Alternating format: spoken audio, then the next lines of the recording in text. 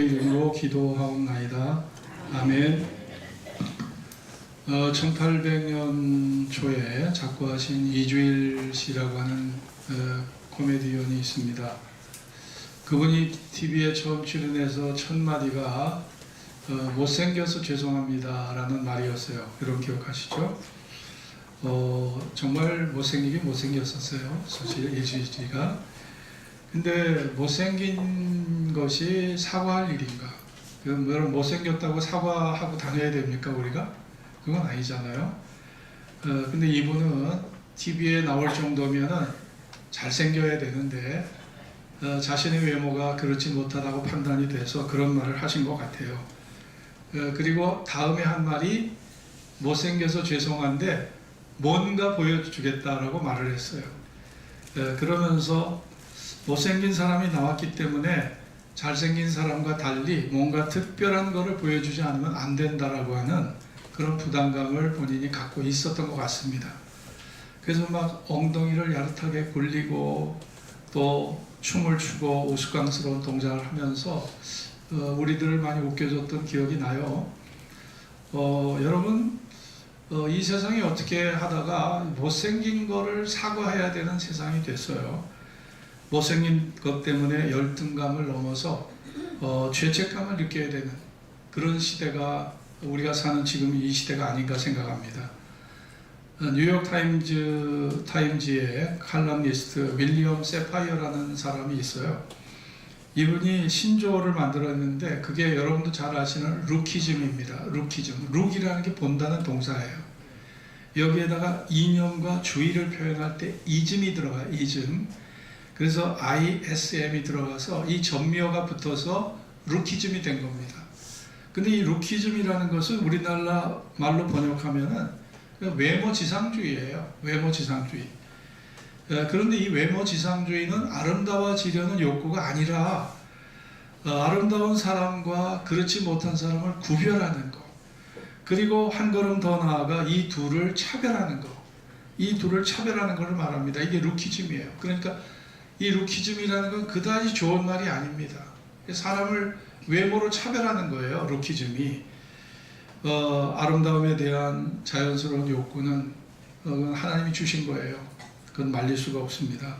그러나 그것이 차별하는 용도로 요소로 쓰여진다면 아마 우리 그것이 사회활동하는데 우리가 살아가는데 참 모든 사람에게 정신적 부담을 줄 거라고 생각을 합니다.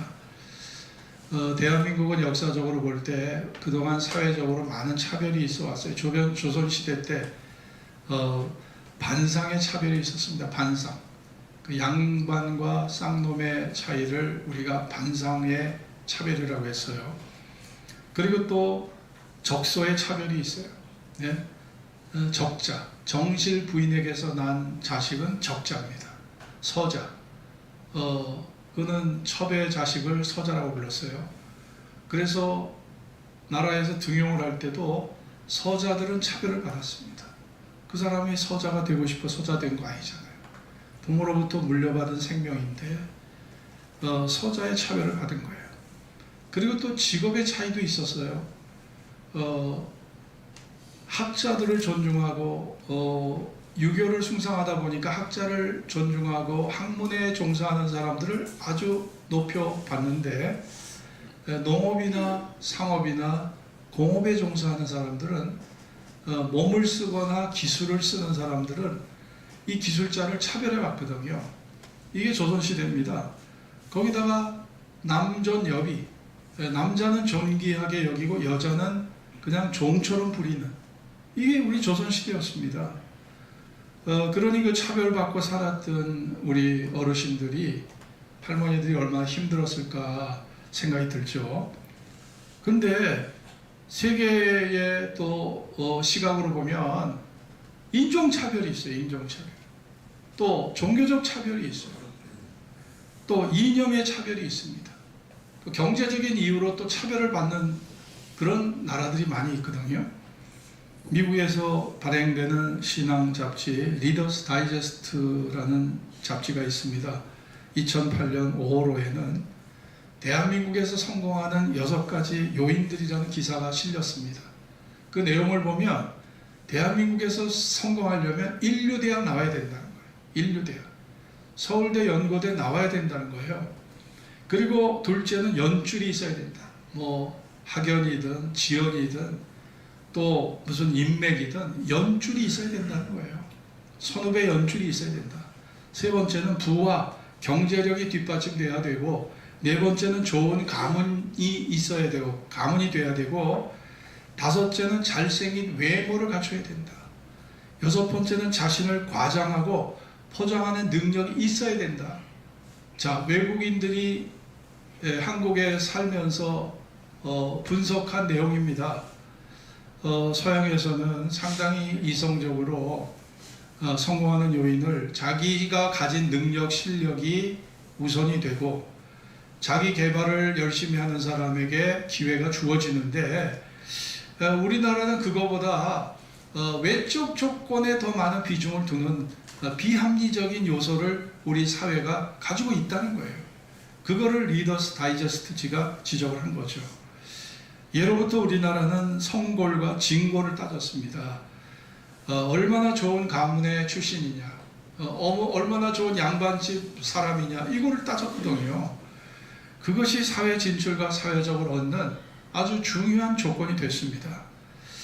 그런데 이런 과거의 관습들, 이런 모든 이런 것들이 하나 둘씩 시대의 흐름 속에 다 사라졌는데, 지금 마지막으로 남은 게 루키즘이에요. 외모 지상주의가 이 마지막으로 남은 겁니다. 최근에 인터넷 리크루트 회사가 성형외과 병원과 함께 의미 있는 앙케이트 조사를 했습니다. 취업을 준비하고 있는 취업 준비자들에게 외모가 취업에 영향을 미치는가 이런 질문을 했더니 취업자 98%가 그렇다라고 반응을 보였어요. 그리고 기업의 인사 관련 담당자들이 사람을 채용할 때 외모를 고려하는가 질문에 94%가 그렇다고 말을 했어요. 그러니요, 이 외모가 지금 우리 한국 사회는 이제 절대가 됩니다. 절대. 아주 절대 가치가 되어버린 거예요. 그 사람의 인성, 또 그 사람의 진정한 실력, 그 사람의 열정, 창의성, 이런 거는요 다 우선순위에서 밀려납니다. 일단 외모예요. 외모. 94%, 98%가 외모입니다. 지금 이렇게 돼버렸어요. 우리가 이렇게 돼버렸어요. 아마 우리가 TV, 칼라 TV가 나온 이후부터 아마 그게 더 심화됐다고 생각을 합니다. 여러분, 자신의 존재 가치를 높이기 위해서, 성공을 위해서 우리가 필사적으로 외모에 투자하는 시대가 됐고, 신은숙 변호사라고 이혼 전문 변호사 얘기를 들어보면 여자들 중에 절대 결혼해서 재혼해서 안 되는 여자 3명이 있어요. 그 세 요소, 세 조건을 가진 여자들은 절대 남자들이 그런 여자와 결혼해서 안 된다는 거예요. 세 번째가 뭐냐? 세 번째가 씻지 않는 여자. 몸에서 냄새가 나도 절대 안 씻는 여자. 집안에 청소 안 하는 여자. 이런 여자 어려운 골치 아프다는 거예요. 집안에 구데기가 생긴대요. 두 번째는 과소비하는 여자. 남편 벌이가 월 250밖에 안 되는데 450, 500씩 쓰는 여자. 이런 여자하고 살다 보면 살림 거덜나고 집 다 날린다는 거예요. 그거보다 더 무서운 여자 누군지 아세요? 성형 중독에 빠진 여자. 성형 중독에 빠져서 이런 여자가 기피 대상 1위에 들어갔어요. 지금 남편 연봉이 5천밖에 안 되는데 성형에다가 7천을 쓴대요. 그 어떻게 그 가정을 꾸려나갈 수 있겠습니까? 여러분 중에 성형 중독 빠지신 분 안 계시죠? 이거 진짜 남자 힘들게 하는 거예요. 자, 그래서 그만큼 이 시대가 외모 지상주의의 루키즘에 빠지다 보니까 이런 기현상, 예전에 상상하지도 못했던 기현상을 우리가 지금 겪고 있는 거예요. 오늘 1절에 보면 따라해 봅시다. 사람을 외모로 취하지 말라. 사람을 외모로 받지 말라. 이 외모라는 것은 육체적 조건만을 말하는 게 아닙니다. 그 사람의 학벌, 배경, 직업, 사회적 지위, 경제 상태, 또 모든 살아가는 환경을 다 얘기하는 거예요. 총체적인 겁니다. 외모라는 거는. 예수님도 예수님 시대 속에 예수님조차도 차별을 받으셨거든요. 나사렛에서 무슨 선한 것이 나겠느냐? 나사렛은 그 유대 지방에서도 아주 촌동네입니다. 그러니까 지역적 편견, 지역적 차별을 받으신 거예요. 또 이 사람은 본래 학문이 없던 자가 아니냐? 예수님 학교를 안 다니셨어요. 무학이었어요. 예수님이 이 모든 걸 다 알고 계신 전지전능하신 분인데 예수님이 학교에 가실 이유가 없죠. 그러니까 본래 학문이 없던 사람이 아니냐. 학력적 편견을 받으셨습니다. 또 이 사람 나사렛 목수의 아들이 아니냐. 요셉의 아들이 아니냐. 예수님 직업적 편견 받으셨습니다. 직업적 차별 받으셨습니다. 여러분, 예수님도 아마 그 세 가지 차별 때문에 마음을 상당히 쓰시고 그것 때문에 예수님이 많은 마음의 고통도 겪으셨을 거예요. 그러나 하나님은 그 예수님을 지극히 높여주셨어요. 그 차별 속에서도 십자가와 부활을 통해서, 승천을 통해서 우리에게 하나님 아들 되심을 드러내시고 모든 사람이 그 앞에 무릎을 꿇도록 하나님이 그를 지극히 높여주신 걸 봅니다. 예수님 제자들을 보세요. 12명의 부르신 제자들 중에 뼈대 있는 가문 출신이 몇 명이나 될까요? 여러분, 베드로는 어부입니다. 그의 남동생 안드레 어부예요. 야고보와 요한 어부입니다. 이 네 사람이 갈릴리 어부 출신이에요. 거기다가 빌립은 세례 요한의 제자였습니다. 시몬은요 열심당원이었어요. 바돌로메는 갈릴리 가나 출신의 성경 연구가였습니다. 그리고 도마는 갈릴리 출신의 건축가였습니다. 그리고 마태는 가버나움 출신으로 세리, 지금의 세금 징수원이었어요. 집집마다 다니면서 세금을 징수하는 사람이었어요. 야고보와 다데오와 다른 가룟 유다는요, 이 사람들은 일정한 직업도 없는 사람이에요. 그 예수님이 부르신 12명의 제자들, 사회적 지위가 있는 사람은요 두 사람밖에 없습니다. 바돌로메하고 도마밖에 없어요. 성경 연구가 그리고 건축가, 이 두 사람밖에 없습니다. 그리고 세리라고 할 수 있는 마태, 이 세 사람만이 그래도 사람들이 귀히 여기는 사회적 지위가 있었지 나머지는 다 무명의 사람들이었어요. 그런데 하나님이 이런 사람들을 지극히 높여서 위대한 예수님의 12제자를 삼으셨습니다. 가룟 유다를 빼놓고. 그러니까 하나님은 외모를 보지 않으시는 거예요. 인간 사회와 제도 속에서처럼 외모를 따지지 않으시고 하나님이 보시는 건 정말 저 사람 마음의 신앙의 진실, 하나님을 사랑하는 신앙의 진심이 있는가, 하나님의 일에 대한 열정이 있는가, 사명을 받았을 때 그 사명을 죽기까지 충성할 수 있는 그 충성도가 있는가. 주님은 그걸 보셨다고 저는 생각합니다. 학벌, 직업, 사회적 무슨 지위 이거 안 따지셨어요. 그 영적인 것을 보시고 11명을 택하신 거예요.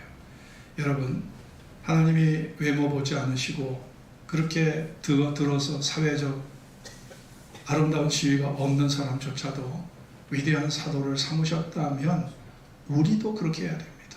우리도 예수님 방식처럼 살아야 되는 거예요. 5절 6절 같이 읽읍시다. 내 사랑하는 시작. 내 사랑하는 형제들아 들을지어다. 하나님이 세상에 대하여는 가난한 자들을 택하사 믿음에 부유하게 하시고 또 자기를 사랑하는 자들에게 약속하신 나라를 유업으로 받게 아니하셨느냐. 너희가 도리어 가난한 자를 괄시하였도다. 부자는 너희를 압제하며 법정으로 끌고 가지 아니하느냐. 하나님은 가난한 자, 무명의 사람들을 더 사랑하시고 더 많이 부르신다는 거예요. 가문 좋고 사회적 지위 있는 사람보다 오히려 학문이 부족하고 사회적 지위가 부족하고 가난한 사람을요 하나님이 더 사랑하신다는 거예요. 그러면은 우리가 외모로 사람을 구별하면은 이게 우리가 하나님께서 모든 사람을 골고루 사랑하시고 차별 없이 사랑하시는 그 하나님의 그 사랑을 우리가 이거를 무시하는 꼴이 되는 거예요. 그래서 사람을 외모로 취하지 말라는 겁니다. 여러분, 우리가 사람의 외모에 속아서 잘못된 판단을 하다 보면 우리가 큰 실수를 하는 경우가 있어요. 우리나라 속담에 보기에 좋은 떡이 먹기도 좋다는 말이 있잖아요. 그런데 배우자를 고를 때 사람들은 그 말을 듣고 정말 잘생긴 남자, 예쁜 여자, 여러분 예쁜 여자, 잘생긴 남자 중에는 인성도 갖추고 실력도 갖추고 이런 사람들이 7, 80%입니다. 네? 그러니까 그런 분들이 더 많아요. 근데 어떤 사람은 정말 얼굴은 너무나 잘생겼어. 남궁원같이 잘생기고 정말 이렇게 잘생겼는데 살다 보면 너무 무능력하고 무책임하고 모든 걸 부인한테 다 맡기고 자기는 손가락 까딱하지 않는, 그래서 부인이 피눈물 흘리는 그런 남자들, 여자들 봤고요. 외모가 예쁜데 여자들이요, 청소 안 하지, 돈은 함부로 쓰지, 남편한테 막말하지, 야, 이런 여자도 있어요. 그래서 외모 봤다가 피눈물 흘리는 경우가 많습니다. 그런 경우가 많아요. 그래서 우리가 외모에 속으면 안 되는 거예요. 우리가 외모에 속아서는 안 되는 것은 외모에 속으면 본질이 흐려져. 본질이. 우리가 사람을 볼 때 육체가 중심이에요? 영혼이 중심이에요? 여러분 생각해 보세요. 육체가 더 비중이 큰 겁니까? 영혼이 비중이 큰 겁니까? 어때요? 전자예요? 후자예요? 후자잖아요. 네? 아무리 육체가 훌륭해도 요즘 여러분 이강인 보세요. 이강인 같이 기술 좋고 골 잘 넣고 생동감 있게 축구하는 아이가 어디 있겠어요. 그러나 인성이 잘못돼서 선배한테 대들고 욕하고 싸우고 이러니까 국민들에게 비호감이 돼 있잖아요. 여러분 결국은 아무리 육체와 기술이 좋아도 이렇게 마음의 인성이 안 좋으면 결국 그 사람 이미지가 실추됩니다. 하루아침에 실추되고 결국은 사람들에게 버림이 되고 소외당하게 되는 거죠. 여러분 사람의 중심은 육체가 아니에요. 외모가 아니라는 거예요. 그 사람의 마음이 중심이고 그 사람의 영혼이 중심이고 그 사람이 갖고 있는 실력, 능력이 사실은 중심인 거예요. 그런데 외모를 너무 비중을 두다 보면 본질이 흐려져요. 본질이 흐려져. 우선순위가 바뀌는 거예요. 여러분 누가 하나님의 사랑을 받을 수 있나요? 누가 하나님 앞에 쓰임을 받을 수 있는 건가요? 누가 하나님이 높이 세우실 그런 사람인가요? 몰라요. 몰라. 그래서 여러분 하나님이 누구를 받으시고 누구를 귀하게 쓰실지 모르는 거예요.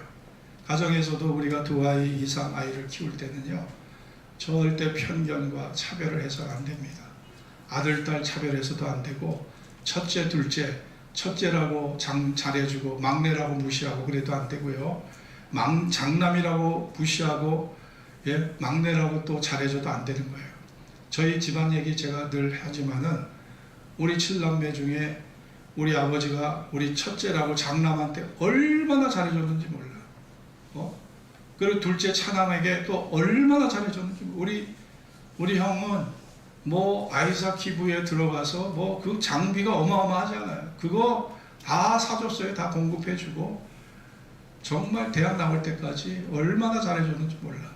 그런데 그렇게 잘해줬는데 가장 부모에게 불효하고 가장 부모를 냉대하고 가장 이기적으로 사는 존재가 그들이에요. 그들. 제일 부모에게 대접 잘 받은 그들이 부모를 그렇게 대하더라고요. 그런데 제일 우리 막내는요, 제 밑에 동생 남자아이가 있어요. 걔는 우리 아버지가 사람도 많은데 안 날라고 했던 애가 태어났다고 얼마나 차별을 했는지 몰라. 수원에 우리 외삼촌이 있는데 그 아이를 그 집에 갖다 맡겼어요. 초등학교 4학년 때. 걔가 초등학교 졸업할 때까지 그 집에서 눈칫밥 먹으면서 컸어요. 걔는 그게 엄청난 상처가 된 거예요. 야, 그런데 우리 아버지 돌아가시고 어머니를 결혼해서부터 20년을 모신 아이가 막내입니다. 그렇게 부모에게 차별받고 그렇게 부모에게 업수위 여김을 받았던 그 아들이요, 가장 효자였어요. 가장 효자였어요. 그러니 여러분 자식도 우리가 여러분 누구 잘해주고 누구 못해주고 이런 편견을 가지면 안 돼. 똑같이. 물론 사람이기 때문에 마음에 더 가는 자식이 있어요, 없어요? 있습니다. 그래도 겉보기에는 똑같이 해야 돼요.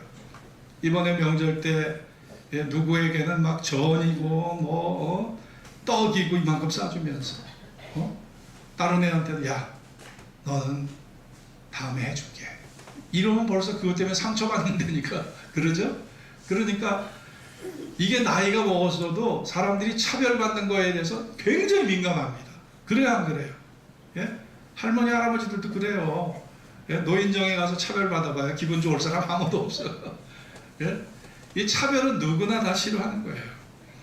여러분, 그러니 이런 미국에 가면 캘리포니아 주에 스탠포드 대학이 있습니다. 이 스탠포드 대학이 왜 유명하냐면 미국의 10대 명문대학 안에 속하기도 하고, 이 스탠포드 대학에서 노벨상 수상자가 몇 명 나온 줄 아세요? 83명이 나왔습니다. 우리나라는 물리학상, 화학상, 문학상 받은 적이 없습니다. 이 김대중 대통령이 노벨 평화상 받은 게 유일하잖아요. 스탠포드 대학은요, 스탠포드에서 노벨상 수상자가 83명이 나왔어요. 서울대하고 게임이 안 되죠. 서울대 아직 노벨상 수상자 한 명도 배출 못했습니다. 그러니까 아주 상급 중에 최상급이죠. 근데 이 학교가 세워진 유래에 대해서 여러분 다 알고 계시죠? 릴랜드 스탠포드라는 사람이 1800년대에 서부개척 시대에 철도 개발업자였어요. 그리고 광산 개발업자로서 엄청난 부를 쌓았던 사람입니다. 1876년에 캘리포니아 주지사까지 하셨던 분이에요. 이 릴랜드라는 사람이. 근데 그에게 외아들이 하나 있었습니다. 릴랜드 스탠포드 주니어라는 외아들이 있었어요. 근데 그가 16세 때 유럽 여행을 갔다가 그 유럽 여행 현장에서 장티푸스로 죽어버립니다. 외아들이 죽은 거예요.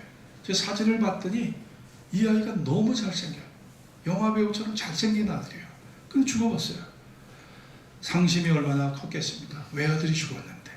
스탠퍼드 부부는 아들이 1년 정도 다녔던 하버드 대학을, 동부의 하버드 대학을 찾아갑니다.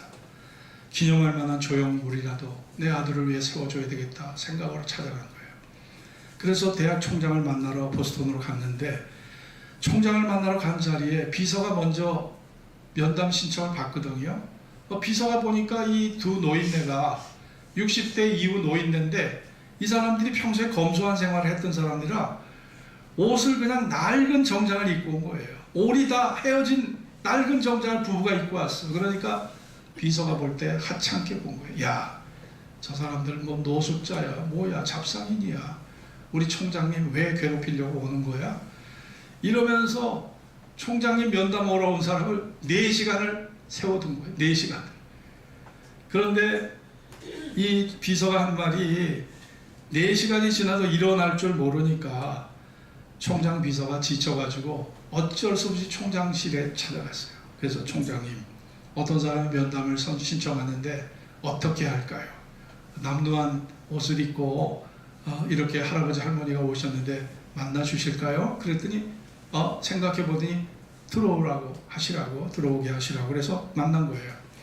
이 스탠퍼드 부부가 드디어 하버드 총장을 만났는데, 스탠퍼드의 아내인 제인 할머니가 먼저 정중하게 인사를 드립니다. 그리고 저희 부부에겐 하버드에 1년을 다녔던 제 아들이 하나 있는데, 그 아이는 하버드 대학을 너무 사랑했습니다. 그런데 1년 전에 세상을 떠났는데, 캠퍼스에 그 아들을 위해서, 내 아들을 위해서 기념물을 하나 세우고 싶어서 제가 찾아왔습니다. 그랬더니 총장이 그 말을 듣고, 아이 그래요. 그러나 생각해 보십시오. 만일 아들이 죽었다고 해서 동상을 세워준다면 이 하버드는 공동묘지가 되고 말 겁니다. 그런 말은 하지도 마십시오. 그러면서 냉담한 반응을 보이는 거예요. 그런데 남편이 옆에 있다가, 총장님, 동상을 세우고 싶은 것도 있지만 사실은 저기 서 있는 저 중앙도서관 같은 건물 하나 지어서 기증할까 합니다. 그러니 건물이라도 지을 수 있는 기회를 주십시오. 그랬더니 총장이 하는 말이, 하버드 건물들이 얼마나 비싼 건물들인지 아십니까? 이 사람 돈 없는 줄 알고 그렇게 생각한 거예요. 건물 하나 짓는데 최소한 750만 달러입니다. 그러니 생각도 하지 마십시오. 이러면서 아예 할애를 한 거예요. 스탠퍼드 부부가 이 말을 듣고 부인이 그럽니다. 여보, 우리가 저 정도 금액이라면 우리 돈으로 충분히 대학을 만들 수 있으니까 차라리 대학을 설립합시다. 그래서 이 부부가 엄청난 기부를 할 수 있는 기회가 이 하버드 대학에 있었지만 이 부부를 냉대하는 바람에 결국 그 기부의 기회, 이걸 놓치고 하버드가 그 남루한 옷차림을 한 그 노부부를 하대에서 내쫓아버리다시피 한 거예요. 결국 부부는 서부의 캘리포니아 주에 2천만 달러, 지금의 시가 200억 원입니다. 이거를 들여서 1891년도에 스탠퍼드 대학을 설립해서 개교를 한 거예요. 그래서 이 스탠퍼드가 죽을 때 어떤 유서를 남겼냐면, 나의 재산은 10센트 동전 하나도 남기지 말고 청년 교육에 사용하라. 이게 스탠퍼드의 유언이었습니다. 부학들을 위해서 정말 위대한 발자취를 남긴 사람이 스탠퍼드입니다. 여러분, 우리가 외모에 속으면 이런 실수를 해요. 우리가 이런 실수를 한다니까요. 본질을 보지 못하고 결국은 우리가 이런 실수를 할 수가 있는 거예요. 그래서 외모로 사람을 구별하면 교회가 사랑하는 공동체, 사랑의 공동체가 세워질 수가 없습니다. 외모로 판단하다 보면. 그래서 오늘 이 교회 안에도, 야고보 시대의 교회 안에도 당시는 노예 제도가 공식화된 때였어요. 교회 금가락지를 끼고 아름다운 옷을 입은 사람들은 이 사람들은 귀족들입니다. 그런데 더러운 옷을 입고 가난한 사람들이 또 같이 왔어요. 귀족과 부리던 노예가, 귀족과 그 집에서 부리던 노예가 같이 와서 예배를 드리는 거예요. 그런데 부자는, 귀족은 상석에 앉게 하고 가난한 사람들은 서 있든지 바닥에 앉든지 알아서 하시오, 이렇게 냉대를 했다는 거예요. 그 시대 속에서. 자, 이것이 야고보 귀에 들어온 거고, 그래서 이 글이 쓰여진 겁니다. 사람들이 외모에 속고 있는 거죠. 교회에서는 세상과 상황이 달라야 된다. 하나님 앞에서는 귀족이나 노예나 똑같다는 거예요. 남자나 여자나 똑같다는 겁니다. 사회적 지위가 높은 사람이나 낮은 사람이나 부자나 가난한 사람이나 똑같다는 거예요. 여러분, 그렇기 때문에 우리가 그리스도의 몸을 이루는 한 지체가 되었다면 그런 인간의 외적인 요소 때문에 사람을 차별하거나 편견을 가지지 말라. 그것이 오늘 이 본문의 내용입니다. 우리가 사람의 외적인 조건 때문에 차별을 한다면 교회는 결코 사랑의 공동체가 절대로 될 수 없습니다. 교회는 세상과 달라야 되는 거예요. 자, 오늘 9절 같이 읽읍시다. 만일, 시작. 만일 너희가 외모로 사람을 취하면 죄를 짓는 것이니 율법이 너희를 범죄자로 정하라. 외모로 취하면 죄를 짓는 것이다. 무슨 죄예요? 무슨 죄? 십자가 아래서 다 우리는 한 형제, 한 자매가 됐어요. 공동체를 이루었는데 예수님의 핏값으로 사신 그 영혼들, 그 존재들에게 상처를 주는 거예요. 상처를 줄 뿐 아니라 실족을 시키는 거예요. 여러분이 교회 올 때마다 차별받아 보세요. 이제 그 교회 가기 싫습니다. 그 교회 안 나오게 돼요. 아니, 내가 뭐가 아쉬워서 차별받는 곳에, 무시받는 곳에, 무시당하는 곳에 내가 갈 이유가 뭐가 있겠습니까? 그렇지 않아요? 그러면은 결국은 그게 죄를 짓게 하는 거예요. 그 사람을 실족시키고 그 사람의 믿음을 싸늘하게 쉽게 만드는 그런 동기를 부여하는 것이 된다는 거예요. 그래서 죄를 짓게 하는 것이다. 우리 주님은 내 이웃을 내 몸과 같이 사랑하라 하셨습니다. 우리가 이웃을 돌아보는 게 마땅한 것이에요. 우리 하나님이 사랑하는 대상이기 때문에 부르신 거예요. 하나님이 택하지 않으면 누가 하나님 앞에 나올 수 있겠습니까? 하나님이 택했기 때문에 오신 거예요. 다들. 그 사람은 누구예요? 우리가 볼 때 인간의 차별이 있을 수 있지만 하나님이 보실 때는 누구예요? 하나님이 지극히 사랑하는 사랑의 대상자들이에요. 하나님이 사랑하는 그 사랑의 대상자들을 우리가 차별해서는 안 된다는 겁니다. 제가 작년도에 그 금식을 하면서 주천강에 낮에 가서 운동을 했어요. 금식을 하면서 운동을 하니까 많이 힘든데 그 되게 아주 한가한 데입니다. 한가한 데인데 제가 이제 길을 걷는데 만보 운동을 하는데 길 저 건너편에 2차 여기 편도 2차선입니다. 2차선인데 저 앞에 전원주택이 하나 있는데 거기에 집에 개가 있는지 좀 몰랐거든요. 그런데 개가 막 짖는 거예요. 그래서 제가 조용히 산책하다가 깜짝 놀랐어요. 그래가지고 제가 돌을 들고 있었거든요. 돌을 들고 막 이렇게 야 조용하지 못해 막 이랬어요. 그래서 소리를 지르면서 그랬더니 그 옆에 개 주인이 있었어요. 개 주인이 그러면서 아니 왜 개한테 소리를 질러요? 그래서 개 주인이세요? 그래 개 주인 맞대요. 아니 제가 놀랬잖아요. 제가 놀래지 않으면 이렇게 소리 지르겠어요? 그랬더니 그 주인이 뭐라 그런 줄 알아요? 개는 원래 짖게 돼 있대요. 개는 짖게 돼 있는데 왜 못 짖게 하냐 이거예요. 아니 작은 개도 아니고 편도 2차선인데 그런 거리가 이만큼 한 20m 정도 떨어져 있는데 사람 지나간다고 짖는 거니까 제가 놀랬잖아요. 그러더니 하는 말이 내 남편 불러올 테니까 거기 가만히 서 있으래. 그래서 막 도망왔다니까 제가 야 이게 개 주인들이 개가 지 자식이야. 지 자식이라 그 자식 무시한다고 저에게 싸움을 걸더라고. 여러분 보세요. 하나님이 여기 다 귀한 자녀들입니다. 못생기고 잘생기고는 그건 여러분 기준이고요. 하나님 볼 때는 다 여러분 한 사람 한 사람이 하나님 눈에 들어가도 아프지 않을 사람들이에요. 여러분이 상처받으면 하나님이 상처받아요. 예? 아니 개 주인이 개한테 소리 질렀다고 상처받고 남편 불러올 테니까 그 자리에 서 있으라고 하는 판국인데 하나님은 안 그러시겠어요? 하나님은 여러분 한 사람 한 사람이 하나님 눈에 들어가도 아프지 않을 사람입니다. 그렇기 때문에 그 사람을 상처 주면 안 돼요. 그 사람 상처 주면 하나님이 상처받아. 하나님이. 그래서 우리가 하나님에게 그런 아픔을 드리면 안 되는 것이에요. 사무엘 16장에 보면 하나님이 사울 왕을 패하시고 다윗을 왕으로 선택했을 때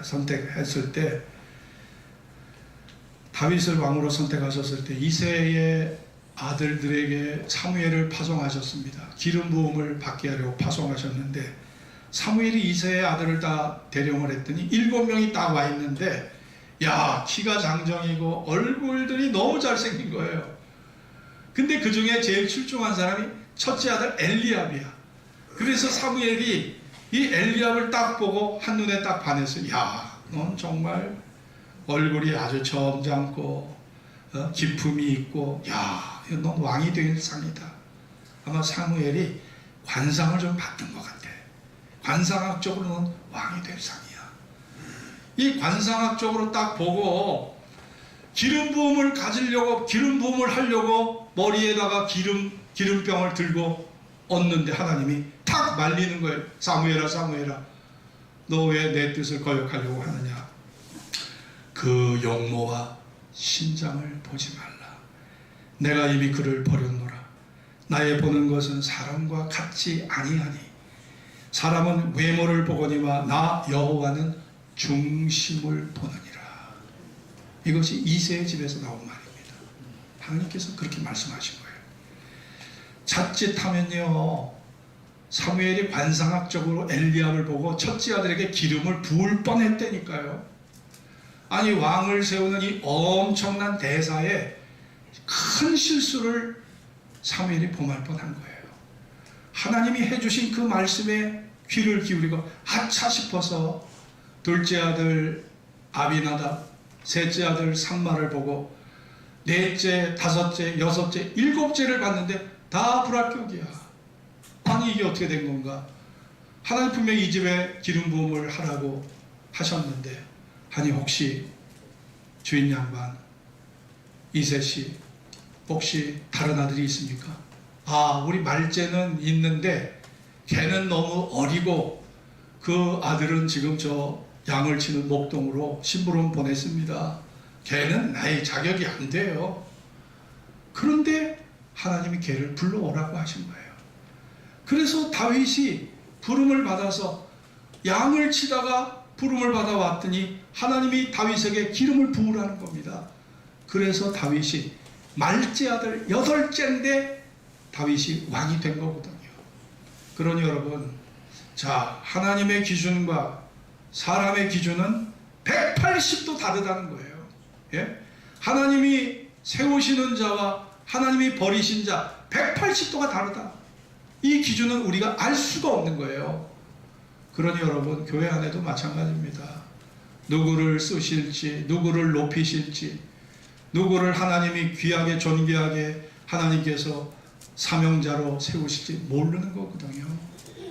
그렇기 때문에 우리가 여러분의 판단이 하나님을 앞서가면 안 되잖아요. 네? 여러분의 판단이 하나님의 판단을 앞서가면 안 되잖아요. 사무엘이 범했던 그 실수를 나도 범하면 안 되잖아요. 그런 거예요. 그래서 여러분들이 우리가 사람을 외모에 속지 않으려면 여러분이 기도하면서 신령한 눈을 가지려고 하셔야 됩니다. 믿음의 눈을 가지시려고 해야 돼요. 사람의 외모에 속지 말고 그 사람의 인성과 그 사람의 내면과 그 사람의 태도를 볼 수 있어야 돼요. 시간 속에서 그게 드러나는 거예요. 시간 속에서. 시간은, 세월은 속이지 못합니다. 시간이 그 사람의 정체성을 말해주기 때문에 여러분, 우리가 항상 믿음의 눈이 필요한 거예요. 믿음의 눈이. 영국의 여류 시인 중에 엘리자베스 베리 브라우닝이라는 여인이 있습니다. 이 여인은요, 장애인이었어요. 거기다가 시한부 인생을 사는 여인이었습니다. 이 엘리자베스 브라우닝이 이 사람에게 6살 연하의 젊은 시인 로버트 브라우닝이 청혼 신청을 한 거예요. 결혼하겠다고. 열렬히 구애를 받았는데 그 사랑을 엘리자베스 브라우닝이 받아들이면서, 이 로버트의 사랑을 받아들이면서 어떤 시를 썼냐면 사랑만을 위해 사랑해 주세요라는 시를 썼습니다. 누가요? 엘리자베스 브라우닝이. 그 내용은 그렇습니다. 당신이 나를 사랑해야 한다면 다른 아무것도 아닌 오직 사랑만을 위해 사랑해 주세요. 이렇게 절대 말하지 마세요. 그녀의 미소와 외모와 부드러운 말씨 때문에 그녀를 사랑해. 연민으로 내 볼에 흐르는 눈물 닦아주는 마음으로도 사랑하지 마세요.